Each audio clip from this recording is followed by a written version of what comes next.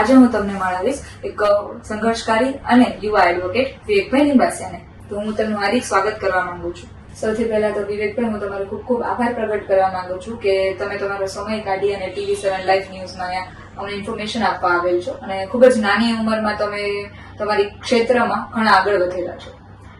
તો તમારા વિશે મને થોડી ઇન્ફોર્મેશન આપો કે તમને વકીલતાના ક્ષેત્રમાં આવવાની પ્રેરણા કોણે પૂરી પાડી? ખાસ કરીને સૌથી પહેલા હું સ્પર્ધાત્મક પરીક્ષાની તૈયારી કરતો ત્યારે ઇતિહાસના એવા વિષયો વાંચતો. તો જયારે ઇતિહાસના વિષયો વાંચતો ત્યારે ધ્યાનમાં આવતું કે દેશની આઝાદીમાં સરદાર વલ્લભભાઈ પટેલ હોય, શ્રી રાજગોપાલાચારી હોય કે કોઈ પણ સ્વતંત્રતા સેનાની હોય, જે 10 માંથી 4 વ્યક્તિ પોતે વકીલાત ક્ષેત્રે જોડાયેલા હોય. આપણા રાષ્ટ્રપિતા ગાંધીજી પણ બેરિસ્ટર હતા યુકે ઇંગ્લેન્ડ ખાતે. ત્યારે મને એવો વિચાર આવ્યો કે આપણે પણ આપણા વ્યક્તિગત કામની સાથે સાથે દેશ અને સમાજને ઉપયોગી કામ કરવું હોય તો કયું ફિલ્ડ પસંદ કરી શકાય. એટલા માટે એ કારણથી ઇતિહાસના વાંચન બાદ મને વકીલાતના ક્ષેત્ર આવવા માટેની પ્રેરણા મળી. તમે કાયદાકીય ક્ષેત્રની વાત કરી, તો તેના વિશે થોડી જાણકારી આપો કે તેમાં કયા કયા પ્રકારો અને તેના કયા પેટા પ્રકારો છે અને કયા કયા છે? ખરેખર કાયદાકીય ક્ષેત્રે ભારતમાં ખૂબ જ મોટી ઓપોર્ચ્યુનિટી છે અને અઢળક પેટા પ્રકારો છે. દાખલા તરીકે આ એક મોટો દરિયો છે. જે રીતે વિજ્ઞાન અને પ્રૌદ્યોગિકી એટલે કે ઇન્ફોર્મેશન એન્ડ ટેકનોલોજી વધી રહી છે, એ રીતે અત્યારે સાયબર ક્રાઇમ એ પણ મોટું ક્ષેત્ર છે. ત્યાર પછી રેવન્યુ ક્ષેત્રે, સિવિલ ક્ષેત્રે, ક્રિમિનલ ક્ષેત્રે, ત્યાર પછી બેન્કિંગ લો, કોર્પોરેટ લો. હવે જે રીતે એન્ટરટેનમેન્ટ ઇન્ડસ્ટ્રી પણ વધી રહી છે, તો એન્ટરટેનમેન્ટના લો પણ ધીરે ધીરે સંસદમાં અને અલગ અલગ રાજ્યોની વિધાનસભામાં પસાર થઈ રહ્યા છે. તો આ બધા જ નવા ક્ષેત્રો ખુલી રહ્યા છે.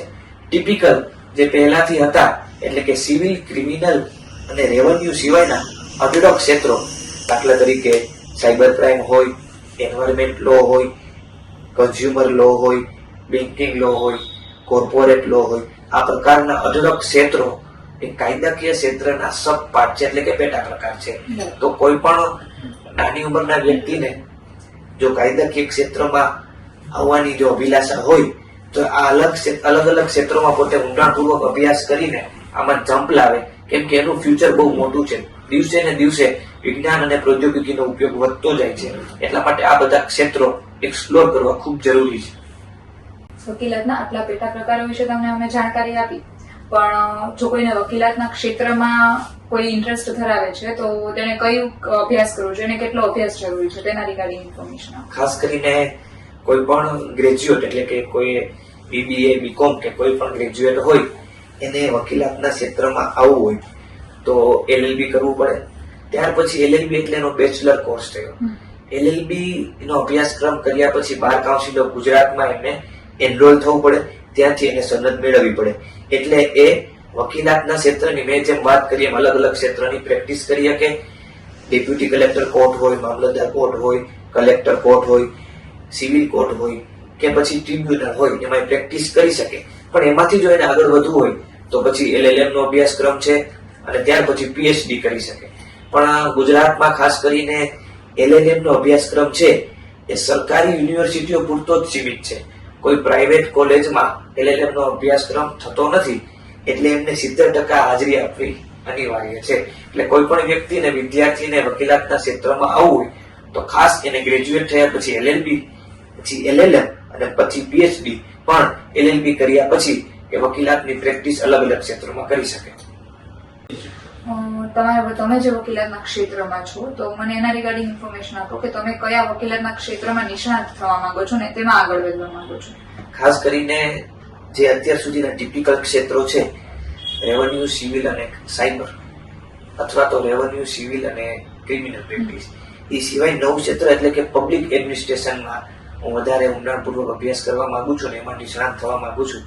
કેમ કે રાજકોટ મહાનગરપાલિકાથી લઈને રાજ્ય સરકારથી લઈને કેન્દ્ર સરકારમાં જે અધિકારીઓ છે એના નિર્ણયો, એની નીતિઓ અને જે કાયદાઓ બને છે એ ત્રુટીઓવાળા હોય છે, જેનાથી સામાન્ય જનતાને ઘણી બધી તકલીફો પડે છે અને અમલીકરણને પાત્ર હોતા નથી. એટલે પબ્લિક એડમિનિસ્ટ્રેશનમાં જે કાયદાકીય ક્ષેત્રનો પેટા પ્રકાર છે એમાં હું ઊંડાણપૂર્વક અભ્યાસ કરીને એમાં જાહેર જનતાને, સામાન્ય જનતાને શું શું તકલીફો છે એ કઈ રીતે દૂર કરી શકાય અને એમાં જે કાયદાકીય ત્રુટીઓ છે, ક્ષતિઓ છે, એને કઈ રીતે દૂર કરી શકાય એ પ્રકારના ક્ષેત્રમાં ઊંડાણપૂર્વક અભ્યાસ કરવા માંગુ છું. સમાજમાં એક વકીલ તરીકે તમારે શું શું જવાબદારી હોવી જોઈએ તેના વિશે થોડી જાણકારી આપો. ખાસ કરીને કોઈ વકીલ હોય તો એ ફેમિલી લોમાં પણ હોય, એ રેવન્યુ સિવિલની પ્રેક્ટિસમાં પણ હોય અને ખાસ કરીને પ્રોપર્ટી રિલેટેડ મેટર્સમાં પણ હોય. એમને 3 સિદ્ધાંતો મુખ્યત્વે યાદ રાખવા જોઈએ. એક એથિકલ પ્રેક્ટિસ કરવી જોઈએ, એક એમની ઇન્ટેગ્રિટી એ મેન્ટેન કરવી જોઈએ એટલે કે ક્લાયન્ટ પ્રત્યેની પ્રામાણિકતા હોવી જોઈએ. એક એથિક્સ એટલે કે નૈતિકતાનો એક માપદંડ છે જે બાર કાઉન્સિલ ઓફ ઇન્ડિયા દ્વારા પ્રમાણિત કરવામાં આવ્યું છે, એનું એમને ખાસ પાલન કરવું જોઈએ. અને જે ત્રીજો સૌથી મહત્વનો ભાગ છે એ કોઈ પણ કોર્ટમાં હોય, ધારો કે મામલતદાર કોર્ટ હોય, ડેપ્યુટી કલેક્ટર કોર્ટ હોય કે કલેક્ટર કોર્ટ હોય અથવા તો સિવિલ કોર્ટ હોય, તો એમાં એ જ્યારે એપિયર થાય ત્યારે પ્રોપર ડ્રેસિંગમાં હોવું જોઈએ. એટલે કે ટાઈ, સૂટ અને જે વ્હાઇટ શર્ટ ને એમની સાથે પેન હોવી જોઈએ. આ બધા જ નાની નાની બાબતો એક એડવોકેટ માટે બહુ મોટી બાબતો છે. જો આ નાની બાબતોનું ધ્યાન રાખે તો એ એમનું ફ્યુચર એકદમ એક્સપ્લોર અને સ્ટાન્ડર્ડ પ્રેક્ટિસ પ્રકારનું થઈ શકે. અંગ્રેજોના શાસનમાં આઝાદી મેળવવા માટે બેરિસ્ટર અને વકીલોની ઘણી એવી સારી ભૂમિકા હતી. તો આજના સમયમાં વકીલોની શું ભૂમિકા હોવી જોઈએ? મેં જે પહેલા કહ્યું એ મુજબ કોઈ પણ સરકારી કાયદાઓ બનતા હોય, નીતિ નિયમો બનતા હોય તો એ સરકારી અધિકારીઓ બનાવતા હોય. એનો મુખ્ય ઉદ્દેશ્ય જાહેર જનતા માટે પબ્લિક એડમિનિસ્ટ્રેશન એટલે કે વહીવટીય માળખું સરળ રહી શકે, સુગમ રહી શકે એ માટે હોય. પણ અત્યારે અમુક અધિકારીઓ દ્વારા મનગઢંત કાયદાઓ બનાવવામાં આવે છે, જેના લીધે જનતાની સમસ્યાનું નિરાકરણ થવાને બદલે એ વધુ વિશાળ થતી જાય છે, વધુ વિરાટ થતી જાય છે. તો આવા જે નીતિ નિયમો હોય, આવા જે મનગઢંત કાયદાઓ હોય, એની સામે બુલંદીથી અવાજ ઉઠાવવો જોઈએ.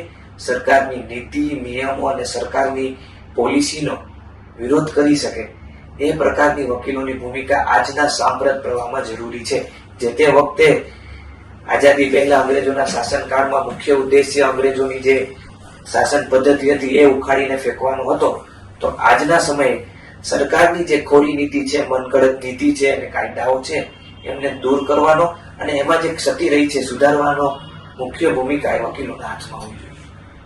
તમારા અભ્યાસથી લઈને અત્યાર સુધીના વકીલાતના ક્ષેત્રમાં તમારા કયા કયા સંઘર્ષો હતા અને તમારો શું અનુભવ હતો અને તમારા પરિવારજનકોનો શું આમાં ફાળો હતો તેના રિગાર્ડિંગ થોડી ઇન્ફોર્મેશન આપો. ખાસ કરીને જ્યારે વકીલાતના ક્ષેત્ર અભ્યાસ કરતા હોય ત્યારે બધા લોકોને ખ્યાલ છે કે સ્ટાઇપેન્ડ મળતું ના હોય, એટલે આપણે પોતાનો ખર્ચ જાતે ઉપાડવો પડતો હોય. એમાં અમે પણ સામાન્ય પરિવારમાંથી આવીએ છીએ એટલે એ આર્થિક રીતે મુશ્કેલીઓ રહી, પણ મારે મારા પરિવારનો સપોર્ટ સારો હતો, વ્યવસાયિક મિત્રોનો સપોર્ટ સારો હતો અને સૌ જે મારો ગ્રુપ સર્કલ છે અથવા તો જે મારી સાથે જોડાયેલા છે એમના સાથ સહકાર અને સમર્પણથી મારે જે સંઘર્ષ કરવાનો હતો એટલો મારે કરવો નથી પડ્યો. ટૂંકા સંઘર્ષમાં મેં આ અભ્યાસક્રમ પૂરો કર્યો છે. ખાસ કરીને જે નવા વિદ્યાર્થીઓ, યુવાનો આ ક્ષેત્રમાં આવે છે એમને દીર્ઘ દ્રષ્ટિનો અભાવ હોય છે, એટલે ટૂંકી વિચારધારાને લીધે વચ્ચે પ્રેક્ટિસ છોડી દેતા હોય છે. એટલે ઘણીવાર એવું થાય કે માનસિક રીતે નિરાશા થાય કે હવે આ છોડીને બીજું કરીએ, હવે આ છોડીને બીજું કરીએ. પણ એ યુવાનોને પણ એ સંદેશ છે કે ભાઈ તમારે માનસિક મનોબળ મજબૂત રાખવાનું છે. નાના મોટા જે પડકારો છે એ તો જીવનમાં આવશે, પણ તમારે માનસિક મનોબળ મજબૂત રાખવાનું છે અને હતાશ થવાનું નથી.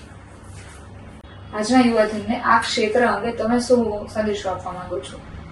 આજના યુવાધનને એ જ સંદેશ કે લડાઈ જીવનમાં લડવાની છે, જીવન સંઘર્ષમય છે અને તમે ટૂંકા વિચારોથી, ટૂંકી બુદ્ધિથી અથવા તો ટૂંકા ગાળાની વિચારધારાને આધીન તમે લોકો નિરાશ ન થતા, હતાશ ન થતા.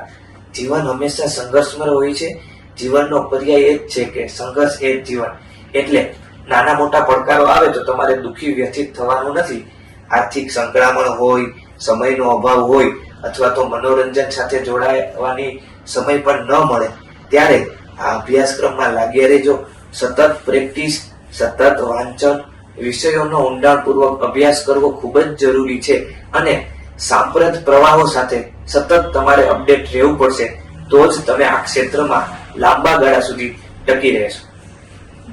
TV7 લાઈવ ન્યૂઝ સત્યના વિચારો તમારું ખૂબ ખૂબ આભાર પ્રગટ કરવા માંગુ છું કે તમે અહીંયા પ્રગટ થયા. Thank you. તમે તમારો કિંમતી સમય કાઢીને TV7 લાઈવ ન્યૂઝ ને તમારો ફાળો આપેલો તે બદલ હું તમારો આભાર પ્રગટ કરું છું. Thank you.